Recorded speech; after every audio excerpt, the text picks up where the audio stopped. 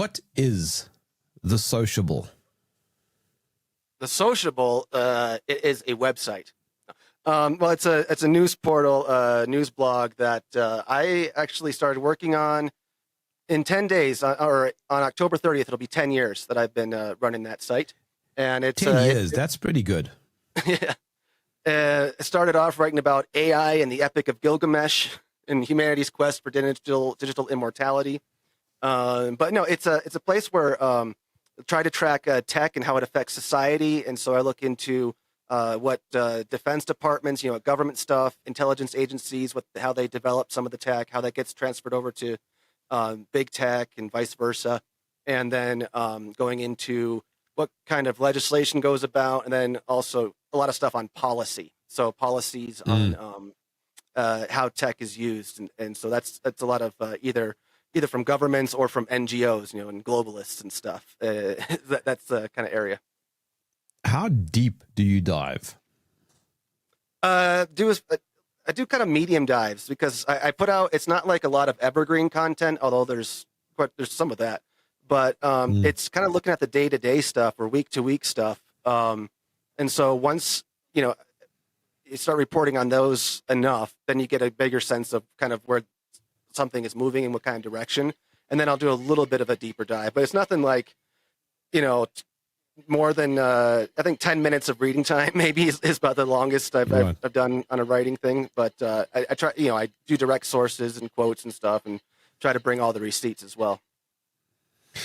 Yeah, digital influence is probably one of the biggest talking points, actually, if you think about it, because, technocracy, New World Order, Build Back Better, what the Great Reset, all of these terms that generally mean the same thing, all directly involve technology. Yeah, because, even the Great Reset thing, that's kind of going back to the New World Order thing. But as far as the tech side goes, especially when you're talking about the Great Reset, that's what's powering that. So when Klaus Schwab and Chucky Sausage Fingers Rex, when he was a prince, King of England was a prince, they launched the Great Reset together in June of 2020. And so that's a great reset of societal contracts and of the global economy, they said. But what's powering that is Schwab's term, the Fourth Industrial Revolution, which is an infusion of our digital, biological, and physical identities. So that's what it's a merger of all of the different technologies, AI, virtual reality, augmented reality, in the future, quantum computing, but also biological technologies and all that. Yeah, that's why you end up with sort of like biometric recognition, facial recognition, and these sorts of things. It's the merger of exactly those philosophical and scientific talking points. Yeah, basically, and it's basically going down to transhumanism in the future. It's kind of like what it's going towards. But for now, you've got airports are very much. Countries all over the world are getting advanced in this and pushing through this agenda, this digital ID one, biometric one, in a very big way. But airports have almost got it locked down. And so these things, it's if you look at what these digital identity systems are, some people say it's on a smartphone, but eventually that's not going to matter. It's you, it's your face, it's a camera, it's a probe, it's a sensor, it's whatever. Even in the UK, their Advanced Research and Innovation Agency, which is modeled after DARPA in the United States, they're going after something to re-engineer stuff in nature. And then the UN and the Rockefeller Foundation using that, they want to monitor and put a digital ID, a nature ID on everything in nature. So I don't think nature has a cell phone or a mobile phone, a mobile device, but still they're going to do digital public infrastructure to monitor, track, and take control of all land and resources and biodiversity. I often find myself having a bit of a personal tug of war with these concepts because the way we often talk about them on my show and online and everything else is it's always bad. It's always nefarious. And I sometimes wonder whether that's a little bit too much like being like a Luddite. I mean, not everything that's technological is bad. I mean, technology is largely a set of tools which can be used for good and for bad.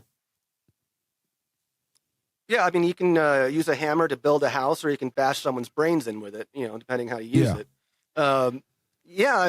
Inherently, I've also seen these arguments as well. Some people say that a certain type of technology, its only purpose is for bad, or to spy, or to manipulate. For me, it comes down to, at least for now, the people who are controlling it, who are in charge, and it's about trust. So, yeah, I mean, digital identity systems can be a godsend. They can make everything easier, and then they actually promise to do that, and they probably will. But at what cost? That's the people in charge using. I mean, in a future where there's AI, and especially mixed with quantum computing or whatever, then I don't know what kind of alien entity is entering into the system there, whether there's actually any human input. But for now, it's I don't want to be a Luddite either. I try to. I only got a mobile phone 2.5 years ago. I'm 40 now, so I just got one just a little bit ago, out of wanting to for banking stuff, and for like doing bills and stuff like that, because it just living out in the middle of nowhere in Colombia and on top of a mountain, it got a little more difficult. There's luckily, I mean, you can still pay in cash here, but it's not the greatest. They still have to go through the banking system. Still got your debit cards and what have you. So I'm not a Luddite. I don't. The digital ID thing, yeah, it's coming. It's already here, and a lot of people already do have it and use it. But it's kind of like how you navigate through it right now. When I was first reporting on it, about 5 years ago, the Great Reset, and like my first story on digital ID was your digital identity could be used against you in the event of a Great Reset, and the image that I had for that article was of a voodoo doll, because I thought that was very appropriate, because whatever you prick over here, it's going to happen to you, kind of like a quantum, like an entanglement thing. And plus, it had stuff to do with the coming vaccine passports as well. But yeah, the technology itself, again, yeah, I'm not going to be one of those. I used to be so gung ho and like, reject this, don't, but the ways when it's getting out, it's not like you signing up for it. This could be, if you do have a phone, the government can just like have the app downloaded onto your phone or something, or whatever tech company they partner with, or just if you go someplace, it's like, nope, stop. If you don't have a phone, well, here's a little paper card, maybe, if they'll mail it to you with a QR code on it, or if not that, just every single, while they're installing CCTV cameras everywhere, that's you. I mean, your eye, your palm, your gait movement. I think that's one that I know you recently went to China. I don't know if they said anything about gait recognition, but that's when I read it, that was coming out of there as well. I mean, China is very technocratic. There's no doubt about that. I've never seen as many cameras. I mean, mass surveillance is huge there. I mean, I won't get into a chat now about China, but I will say this. I come from the African continent, so my default setting is, no mass surveillance. We have a very inept government right across. Every government in Africa is pretty useless, so we don't have very effective surveillance tools. Where we see cameras, a lot of them don't work, and when some of them do work, there's no real enforcement. So as I said, my default setting is not to have mass surveillance, and I quite like where I live as a result of that. But I will say this. You do have very blatant mass surveillance in China. It's in your face. You can't miss it. They don't hide it.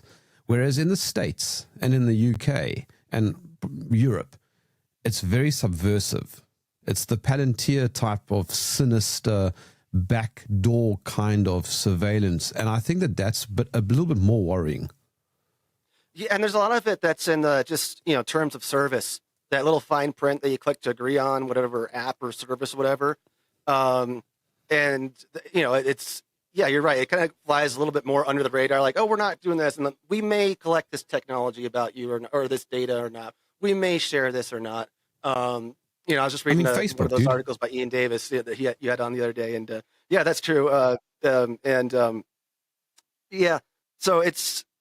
but it's creeping, and people can it's the frog slowly boiling, but I think people are starting to wake up to the heat of it.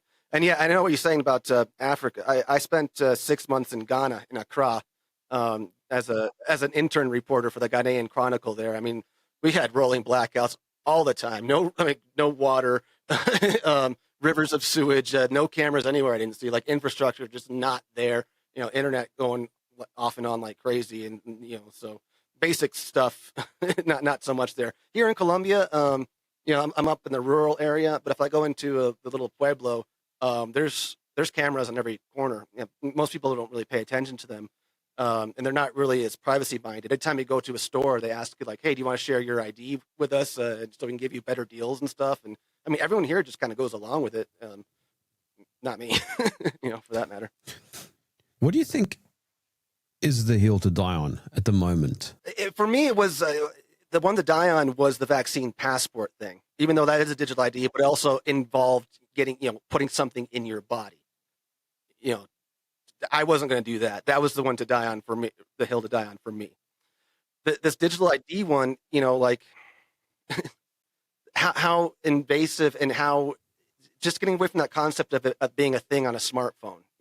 That's a temporary thing, but it's going to, again, going through all those different kinds of sensor systems, sensing systems. So it's, I avoid it as best I can. But it's a really good question, because, the end game and stuff, and trying to see the end picture, I do see it as one of total control, but is it something that's like, oh no, I'm opting out? Well, if there's no opting out, because it's already automatically built into just whatever sees you. So, I mean, yeah, I don't know. It's a tough one.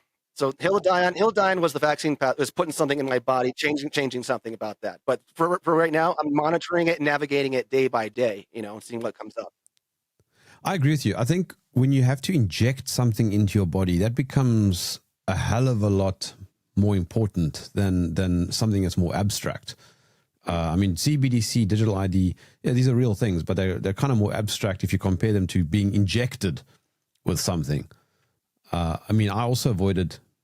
I avoided PCR also. I don't know if you did, but I didn't have a single PCR test. No, I did, because I was when I was traveling, I was okay with the test for traveling.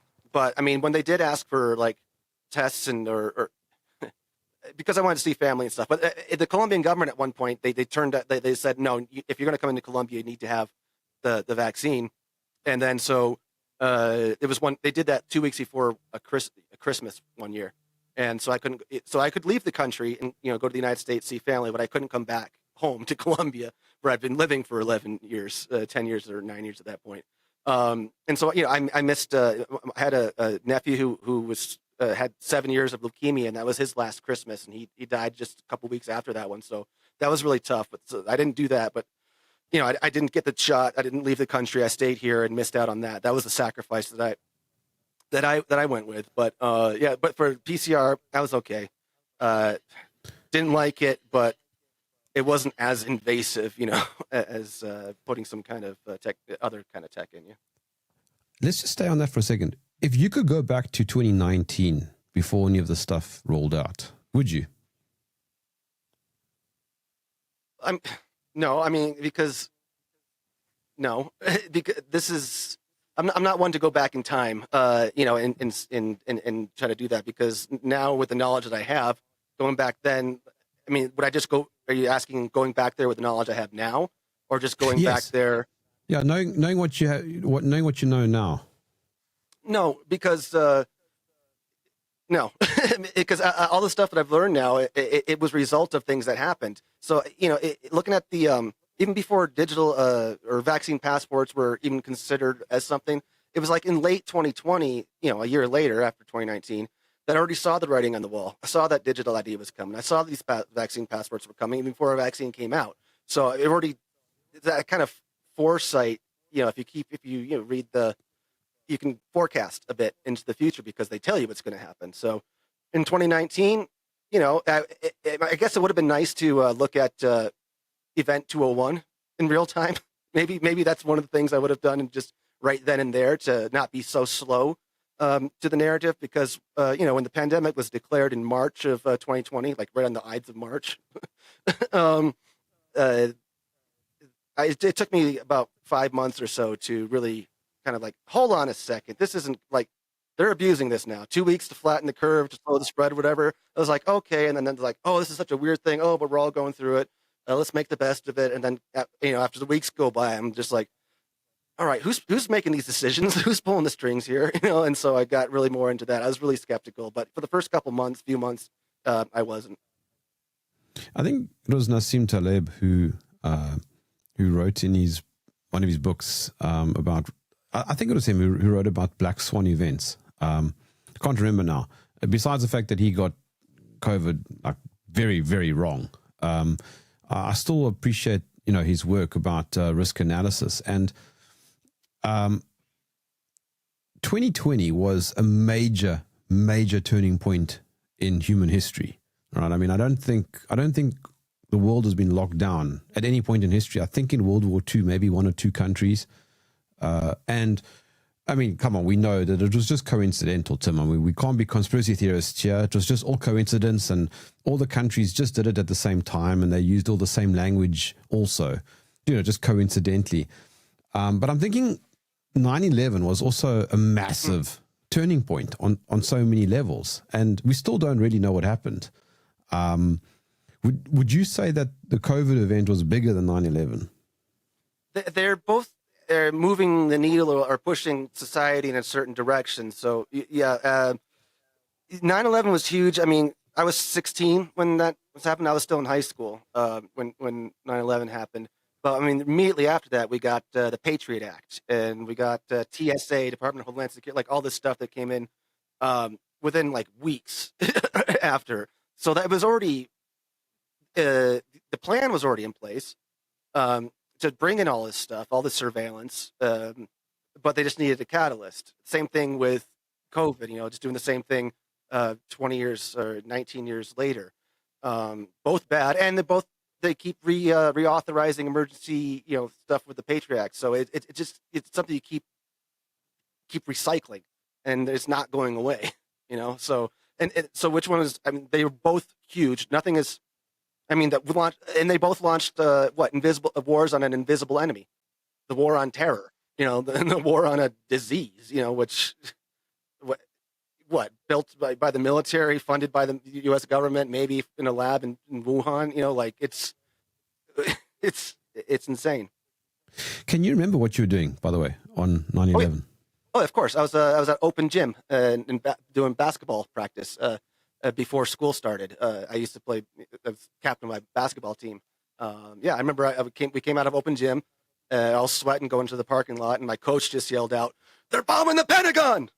And I was like, "What?" It's like, because my coach was pretty crazy anyway. I just thought he was spouting some weird thing, but no, we were all glued to in school and class for the next couple of days. Nobody taught anything. We were just glued to the televisions every single class. Yeah. Yeah, I remember it also. I was visiting my girlfriend at the time, and I don't know, I think we were watching MTV or something, and her brother came running in shouting, "America's under attack, World War III's beginning." And then we switched over to CNN. Those were the days when I still watched CNN, Yeah. Yeah, I didn't even watch any.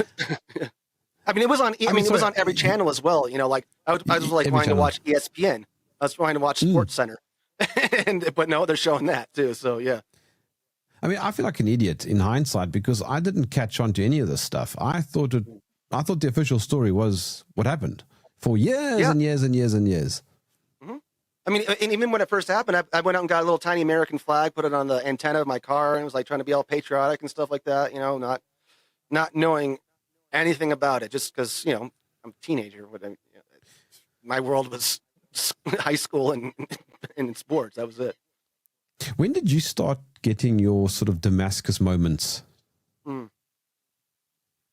Actually, it was like around 2011, 2012, and that's when I started. I started seeing on YouTube stuff of Bill Cooper and David Icke. And yes. Yeah, I mean, it was like in 2012. I'm like, huh. And then, from there, I think what happens maybe with people who first get awakened, I don't want to say awakened, but all of a sudden, like, they realize that one thing wasn't really true. And then you always start listening to this one person or another, and you start digging and going down the rabbit holes. Then you're like, nothing is true. This is all like, and so anything else that comes up, no, that's because of this. So I think people kind of lose their minds for a bit. I don't know if Candace Owens is in that realm right now, where like she just kind of starting to gradually discover like, oh, this isn't right, then this isn't right, and then goes full on meltdown and about everything. But yeah, but I think that's a natural process of like almost like a deprogramming thing, where it's like, well, if this isn't true, nothing's true, but it's a little bit more nuanced than that. It definitely is more nuanced than that. I think you're right. I mean, we're talking about complex systems. Yeah, definitely. So with the 9/11 stuff, yeah, once to start learning about, well, even then in 2003, when the U.S. went to war with Iraq, I was like, what did that have to do with Afghanistan and 9/11?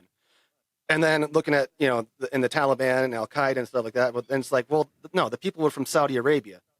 And then where was Bin Laden allegedly found? In Pakistan. And so I'm like, and then there was also the whole thing about dancing Israelis. So I'm like, and then, celebrating right at 9/11. So I'm looking at Israel. And they found their, the hijackers' passports in a twisted rubble, all good. So these complex things, the more information that comes in, and that's another thing too. We got the internet became, so there's social media became, internet got more users, more people online sharing information and stuff like that. So before, you say, you used to watch CNN because, yeah, I mean, there wasn't really much out there on Alta Vista or CompuServe or AOL kind of stuff, back in the day. What do you make of AI? I'm in two minds. I don't think it will ever take over because I don't think it has a will or a desire, but I think it's highly advanced algorithms that can be used for very nefarious purposes. Yeah, I mean, because it can, it's really good at, handling just a shit ton of data and processing it and trying to make some sense out of it, spitting out whatever results it does. And that can seem, right now it's generative AI is really shit at getting. Well, they do is like go to Reddit or Wikipedia or whatever, so you're not going to get that. But as it keeps advancing, whatever, and people look into it like as maybe some kind of form of government. Others look at it as some kind of form of religion. But the answer is as more data gets collected and the more it processes it, it's going to be, it's beyond our comprehension. So whatever like result it spits out, it could seem totally alien to us. And like if we surrender our decision making to it, that's when we got really big problems. We do a lot anyway. Even just with the search engine, like we don't memorize stuff anymore. We don't really kind of go into physical books, which like if you want to know something, like, oh, just look it up. And so we've lost, just like we don't really know people's phone numbers anymore. We don't have those memorized because, so we just say, oh, I got to go look it up. But what, with AI and being so reliant on technology, then what happens if the signal stops? What happens if you're not able to do that? Our knowledge base now is not written in stone like it used to be. It's not in these papyri in the desert where it can be preserved. It's in the cloud. It's in screens and stuff like that. So if there's any kind of cyber warfare that goes on, or if there's some kind of natural disaster of something that messes with all these systems, we're going to be kind of stupid.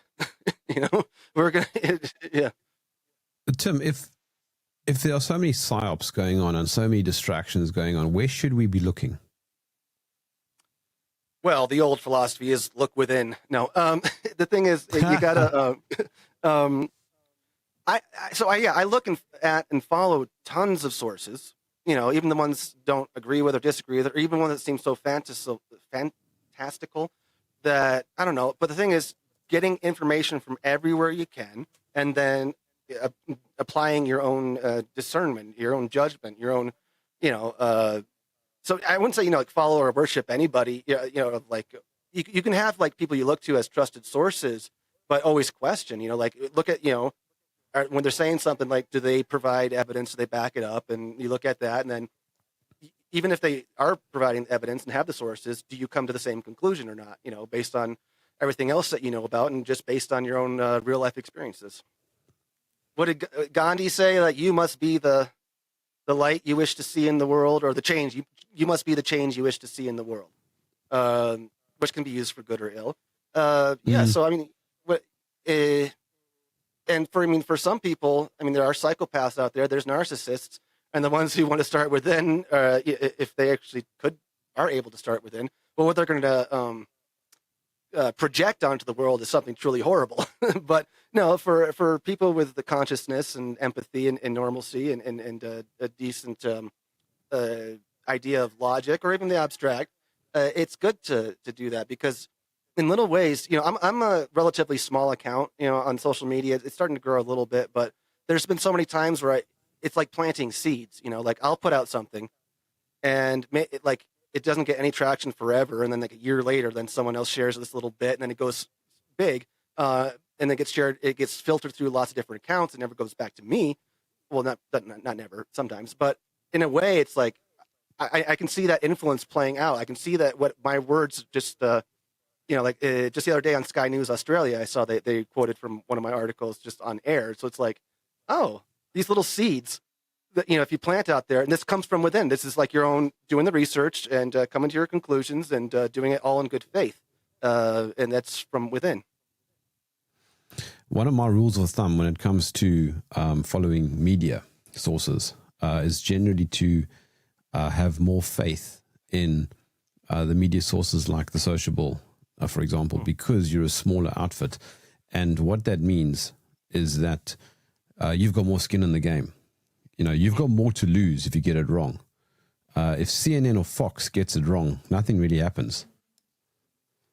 Yeah, especially early on in the pandemic, when I was going on about all this Great Reset stuff, that really I was really putting myself out there. I knew that I got so much.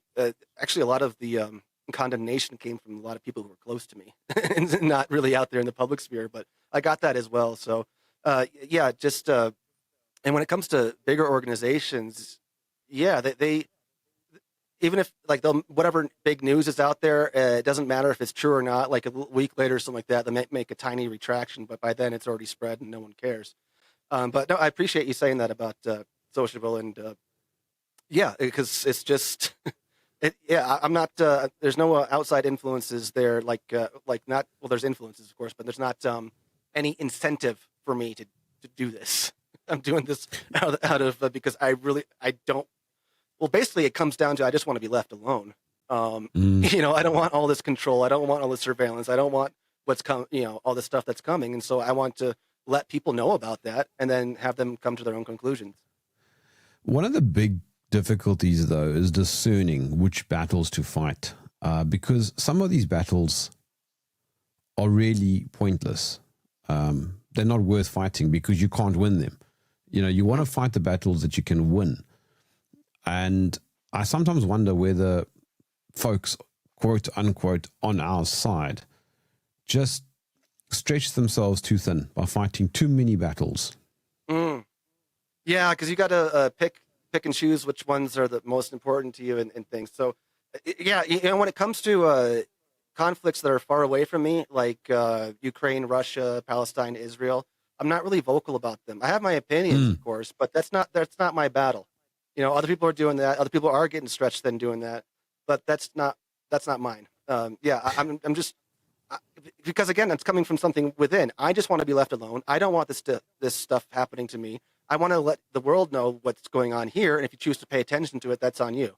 If you want to or not, if you want to pick it up, if you want to go to everywhere in my stories, I put every single source, so you can go look at that. Like every report, and that's another thing too. But when you talked earlier about which media to trust, I don't read newspapers. I haven't read newspaper. Like it's only on occasion if something crosses, and even if I'm going to report on it, I'll look at whatever the media report was, and I go, okay, where are their sources in this story? And then I go directly to that source, and then I go from there. So I never, on face value, I'd never trust a media publication. I'd say do the same for my own, as an outsider.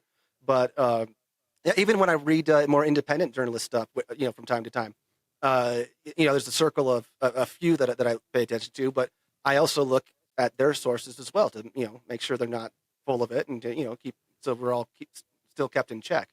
Yeah. But I mean, have you found that there is also a problem with the alternative media space? Yeah, I don't know, because I also hear a lot about infiltration and subversion, and maybe like some aren't.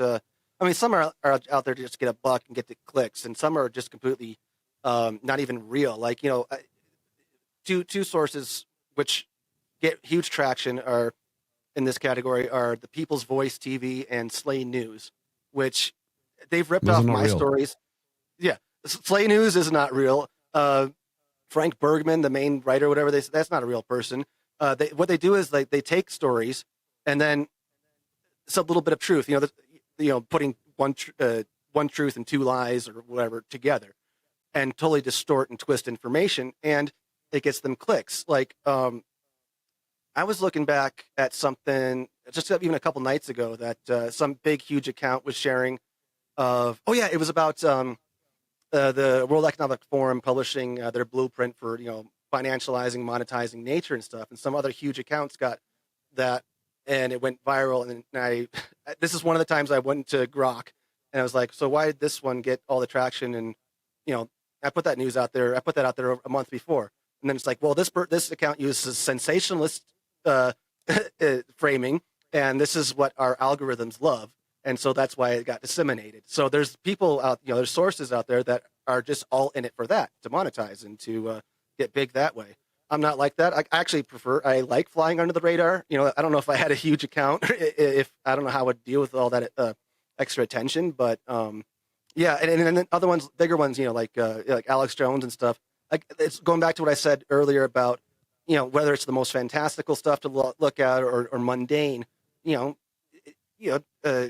it all, but don't believe everything. It's like, because even what Alex Jones is saying, there's some truths in there and there's some not. So make up your mind.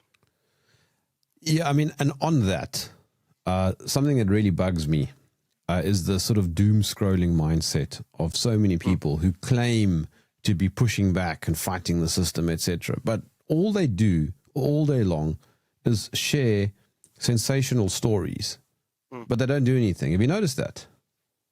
Oh, yeah. I try not to fall into that category myself, especially as someone.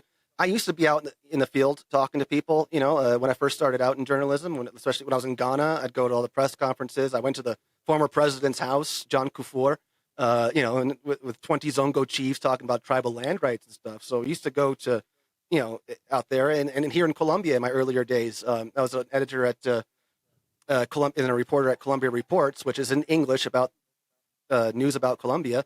And I went out on the streets and where people were marching to get hostages released from the FARC guerrilla group. So I used to be out there. So the doom scrolling stuff. Now, I sit behind a computer all the time. I'm not, but I'm not, the doom scrolling. I'm not trying to do this for attention. And the attention that I do want to get is not on me. It's on the information. And again, like I said before, even if it's just a little tiny seed, even if it's not recognized, other bigger ones. That's another love-hate thing. So some of the more sensational people that doom scroll and put that out, some of that, it is information I've put out there as well. And so it comes back. At least it's out there. That's what I care about. Just get information out there. But I mean, what do you do with that information? I mean, isn't that the ultimate white pill? You've got all this information. You've got to do something with it. Yeah. So what I do is just tell the world about it. That's all. Because I figure that there are people who are a lot smarter than me. Because I'm not a solutions person. And my solution is, I work under the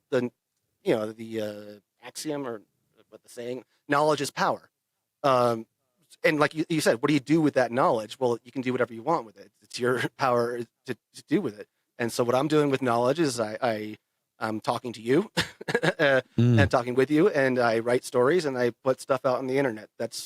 and when I go back and visit the States, I mean, if I try to talk about that stuff with people here in Colombia in Spanish, my vocabulary is a little bit limited when it comes to technical stuff.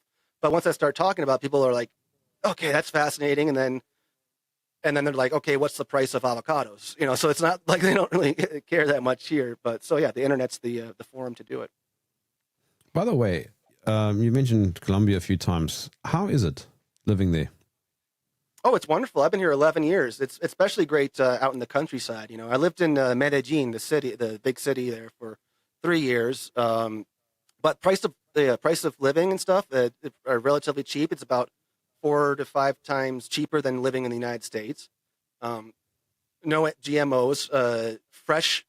I mean, still after 11 years, I'm seeing like alien fruits that I've never heard of or tasted or tried before. So it's really great food. The infrastructure is pretty darn good. I mean, as long as you don't get too far out into the jungle areas, we still got a lot of crime. Got a lot of the government is corrupt as hell. You still got narcos. You still got guerrilla groups. Yeah, and actually, I woke up to the news today that Trump cut aid to Colombia because he said the President Gustavo Petro here is a drug dealer and stuff. So. Yeah, that's interesting. But here they only have elections. There's only one-term elections now. I've been here for long enough to know that. So 2 presidents ago, Manuel Santos, he had 2 terms, but in his second term he eliminated 2-term presidency. So the next guy, Ivan Duque, he had 5 years, and now this guy, President Petro, they've got elections I think starting next May. So that's going to be. Interesting. But no, I've seen violence, I've seen weird stuff, but overall it's a wonderful place to live for me anyway. It sounds exactly like South Africa. you could be talking about my country. Yeah, but, I mean, yeah. Do you find, Tim, that in that sort of chaotic environment, there is a sense of freedom that you don't get in other countries? Yeah, I've always felt like it's like the Wild West here a bit. Like or like even like with the mom and pop shops everywhere, they're more popular than the big chain stores, So it just feels like because of that, and cash is like mostly king here. Even though, I mean, it's changing a bit, but still a lot of people pay everything in cash. Your neighbors. There's a big sense of community here. And while they are installing cameras and stuff, their agencies, organizations don't talk to each other. It's so hilarious because even with immigration, they don't talk to the Department of State. So one of them issues a visa, the other one just stamps your passport, but they don't talk to each other. And I love that it's not like, I love how unorganized and uncentralized it is. So yes, they have lots of data like everywhere, but so they don't know how to connect it yet, which is what I'm so happy about. We have the same thing, yeah, and I think it's a blessing. I'll give you a quick anecdote. My wife and I were driving this weekend. We went on a short road trip, a few hours drive, and there was a roadblock. And the police pulled us over and he said, can I see your driver's license? We're just doing a routine inspection, a routine check. Mm-hmm. We're just going to put your card into the machine here to see if you have any outstanding fines. And I said to my wife, oh no, he's going to pick up on this because I got loads of outstanding fines. Why? Because I don't pay my fines because there's no system in place that can follow up on it, right? So he came back to the car and he gave me my driver's license and he said, you're all good, sir. Have a good day. My wife just laughed. My wife laughed. She said, okay, let's just go. Yeah. Same thing happened to me. Yeah. I've got the same thing. I drive an 88 Mazda and there's cameras that give you tickets, which I didn't know about when I first started driving. So I racked up a few of those and I've been pulled over so many times. Well, checkpoints. Yeah. And they just look at the license and they don't, in my case, they don't run it. They don't scan it. And in my case, my license was printed out on a bad printer so that the thumbprint is gone. It's not even there. Even the barcode is a little bit there. That the head is twisted. It's like elongated on the photo. But yeah, they don't talk to each other. So like the the ones that, and every single year I have to go in for inspection on the car, the technical mechanical inspection, and they don't talk to anyone else either. So so every year it keeps getting renewed. So the thing is, though, I think when I have to renew my license, my driver's license, which would be in 2 years, then I think they ask for like, well, do you have any priors? So I don't know what's going to happen then. Or I'll just go to the United States and get an American driver's license and bring that over here. Maybe that'll work. Who knows? But then I have to sign up for a real ID. Yeah. Oh, okay. But so, I mean, are you a Colombian citizen? No, still American. Okay. I've been here just on different types of visas, work visa, tourist visa, you name it. I've been, just been going off of those. Why did you move there? So in 2011, I was living in Seattle. I was working at a restaurant going nowhere.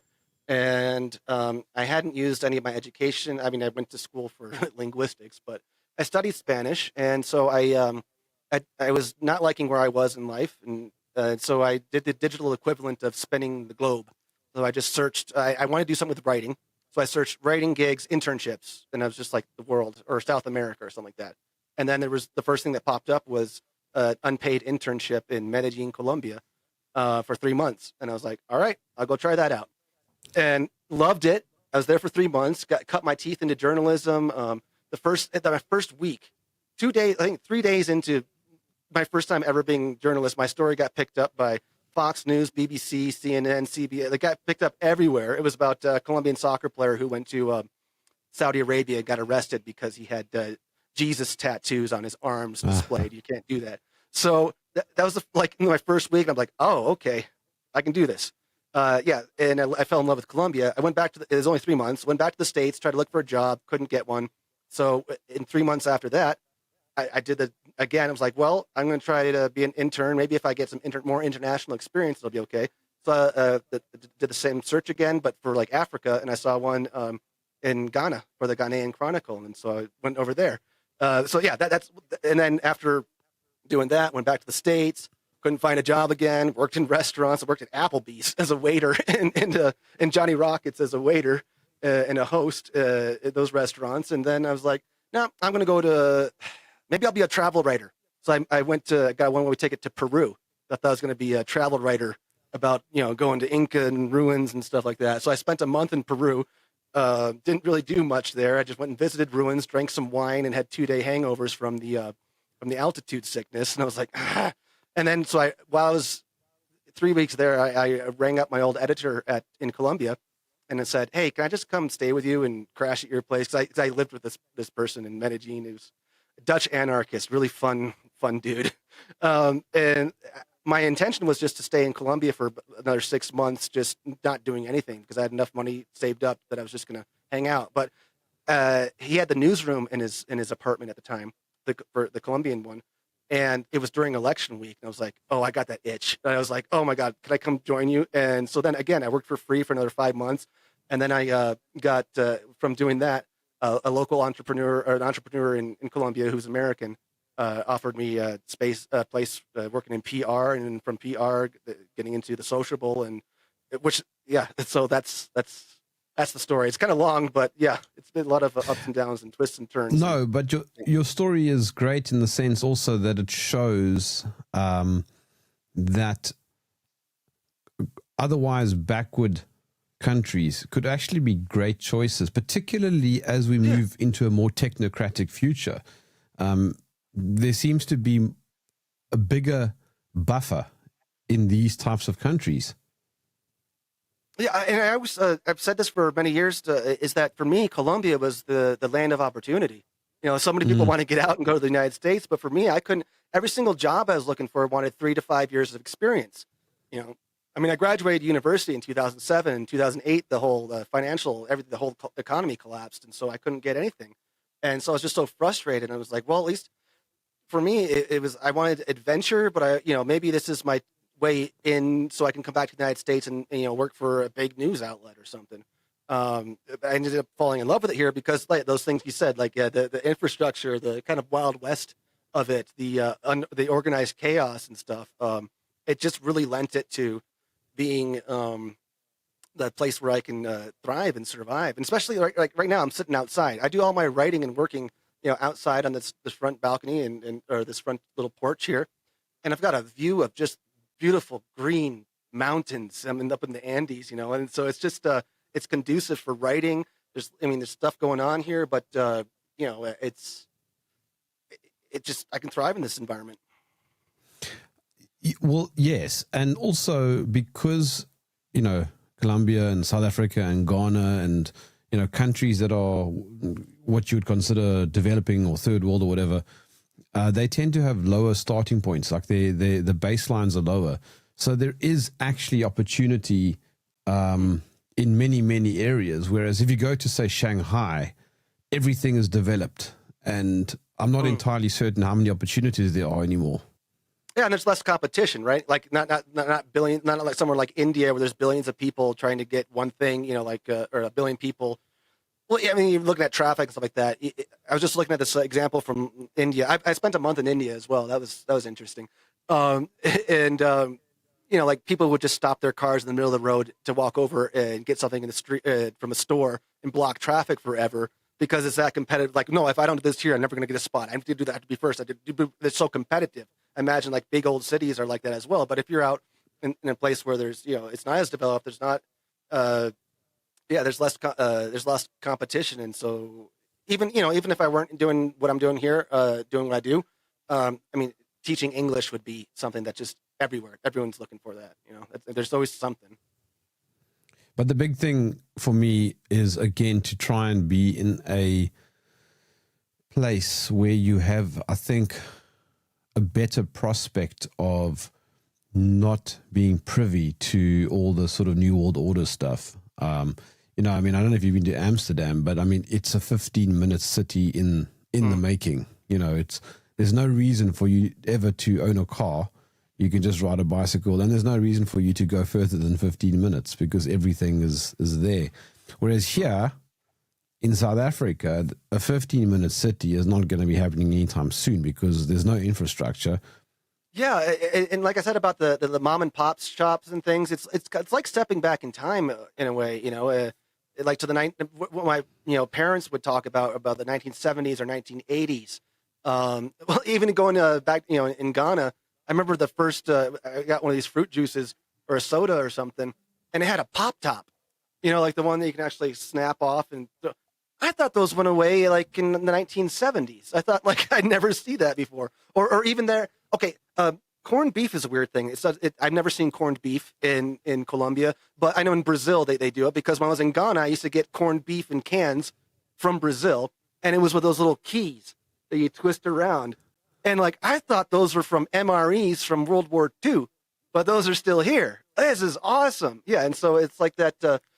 You can so it's like you're slowed down in time here. I do feel it's eventually going to come, but maybe you bought yourself 15, 20 years, of that.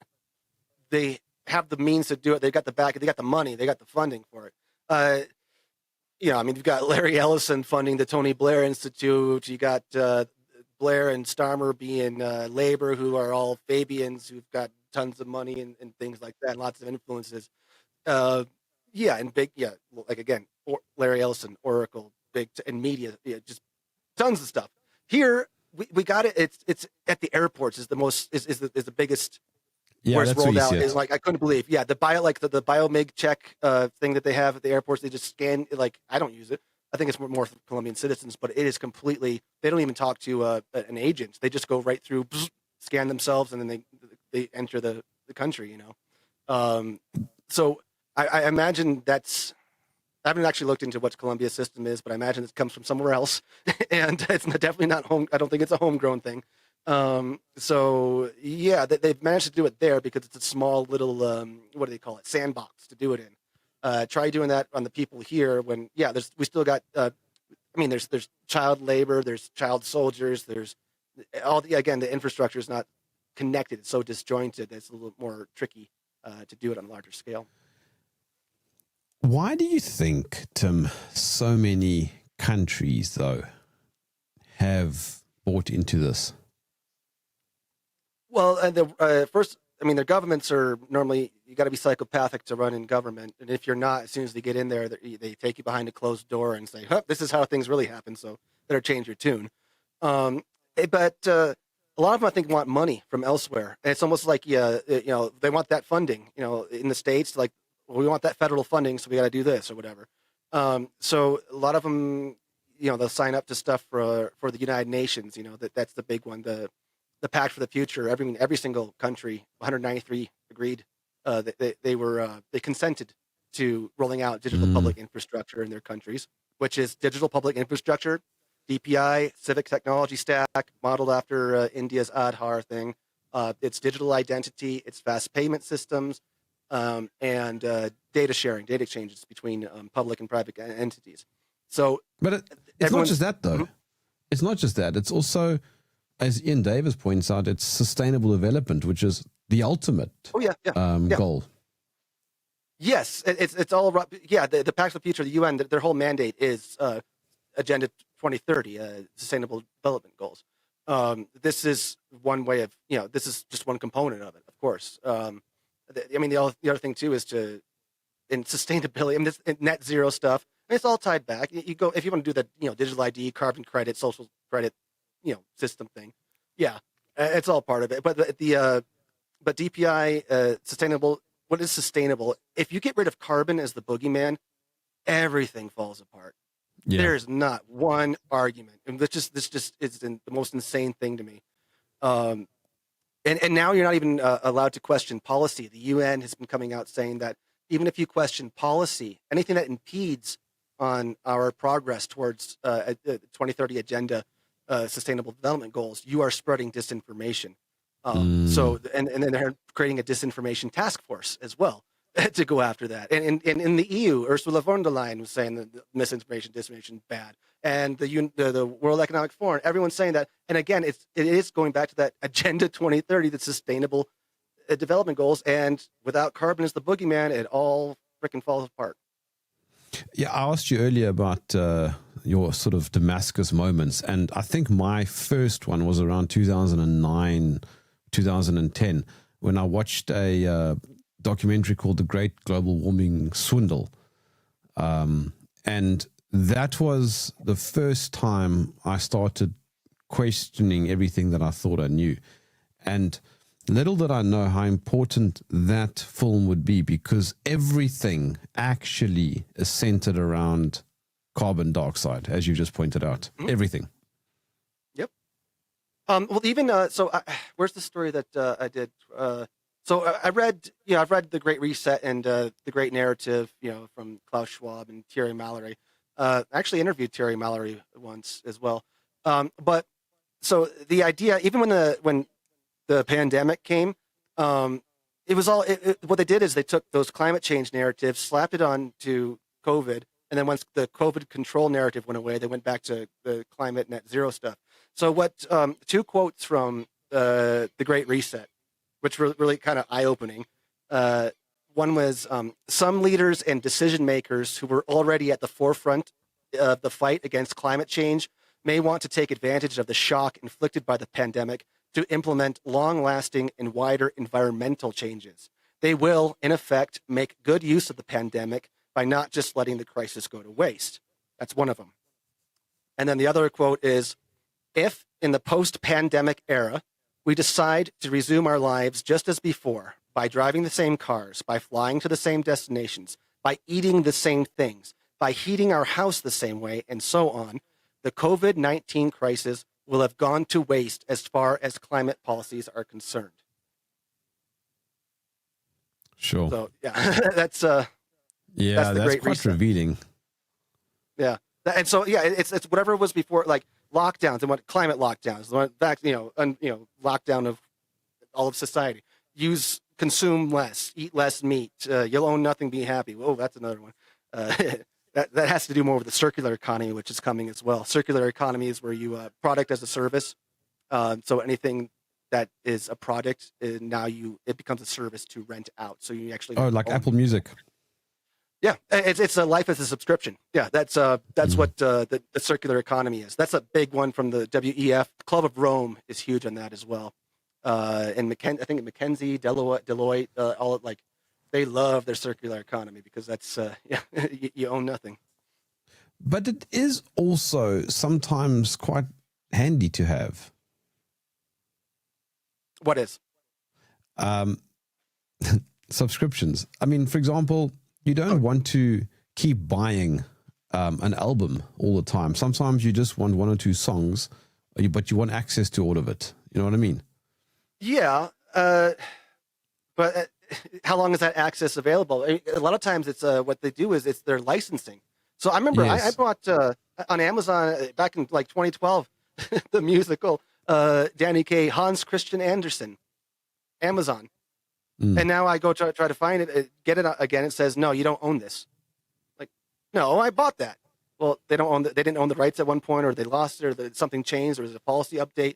So that's how quickly those things can go away. I would I still, at least back in my folks' home in the United States, we've still got a collection, not VHS anymore, unfortunately, but DVDs, tons of DVDs.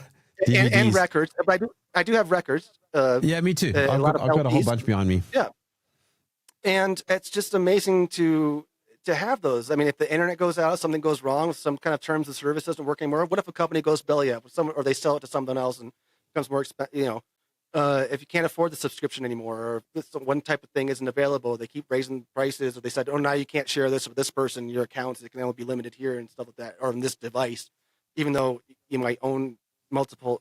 I mean, they can change at any moment. So no, I prefer the physical of, yeah. I prefer analog stuff, but no, you're right about convenience. It is. Oh, especially, okay, I'll do it with books, Like I got my Kindle, you know, I can't lug around cases and cases of books everywhere I go to, you know, I can't bring those on a plane with me. So yeah, it's really convenient when it comes to, for in my case, for the books and stuff. But it's streaming. Yeah, I mean, it's what Catherine Orson Fitz often says. You just apply some discernment. You don't have to go in either direction to the extreme. I mean, it is sometimes a lot better to have 100 books on your Kindle, for example, than to have 100 books in your luggage when you're flying. Yes. Yeah.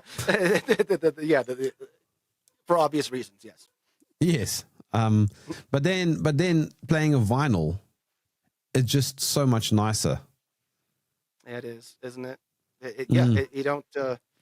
Those are things that you don't get to experience. And well, speaking of those things, you know, like when we do talk about the incoming digital gulag, panopticon control grid and stuff like that, as more and more people sign up for it and agree to give privacy away, or if they don't agree to it, it just all of a sudden is inflicted or thrust upon them, then, you know, future generations are never going to know what freedom is, just like how other ones are not going to know what a vinyl record sounds like, you know. And you can go back for, you know, every single century, go back, you know, all these things. We don't know what that smell is, or the sound of the blacksmith making that horseshoe, you know, or, you know, doing things like that, you know. What was that old movie from Disney way back in the day, Tall Tale, The Adventures of Pecos Bill, and they like electric light balls are coming. How we're going to see the stars, you know, that kind of stuff. When you talk about freedom, what do you mean, though?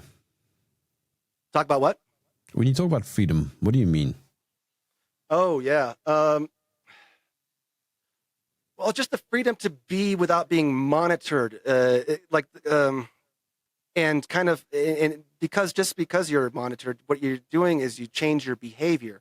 If you know you're always being watched, they did this. I remember this little experiment they did. I saw a few years ago with kids. Like, so the teacher, I think it was during lockdowns, and the teacher like went away for a second, but kept the camera rolling, you know, like for the virtual classroom stuff. And then the kids started going, "Teacher's gone. We can." And then one of them's like, "Well, hey, the camera's still on. It's still recording, guys. They can still see us." And then one was like, "Oh, okay." So that's the kind of thing, because once, you know, you just can't go any. That's what I love about nature. I love kayaking. I love fishing. I love hiking. I love going out in these places where just no one can see you. And, you know, like you're kind of, it's that privacy thing, you know. And some people say, well, if you got nothing to hide, well, what's the problem, you know? And then I'm thinking like, well, why don't you just walk around naked all day? You know, what's the problem with that? You know, yeah, there's limits here. All right, dude, I'm looking at the time. One more time. How can my audience follow your work? Well, thanks a lot. Sociable.co is the website. And on X, it's at the Sociable. And then for me personally, at Tim Hinchliffe. And Jeremy, thank you so much. It's been an absolute pleasure.